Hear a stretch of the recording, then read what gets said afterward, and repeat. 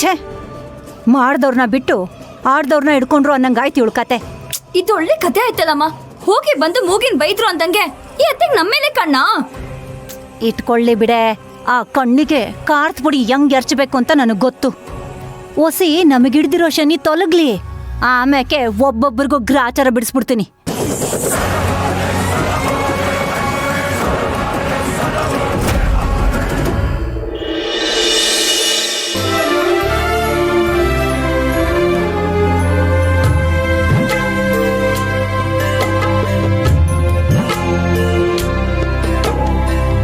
ನೀನೊಂದು ಮುಗಿಯದ ಮೌನ, ನಾ ಹೇಗೆ ತಲುಪಲಿ ನಿನ್ನ?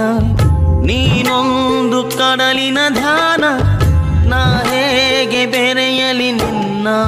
ಒಲವಿಗೆ ಚೆಲುವಿಗೆ ಈ ಹೃದಯವ ನಿನಗೆ ಕಾದಿದೆ. ನೀನೊಂದು ಮುಗಿಯದ ಮೌನ, ನಾ ಹೇಗೆ ತಲುಪಲಿ ನಿನ್ನ?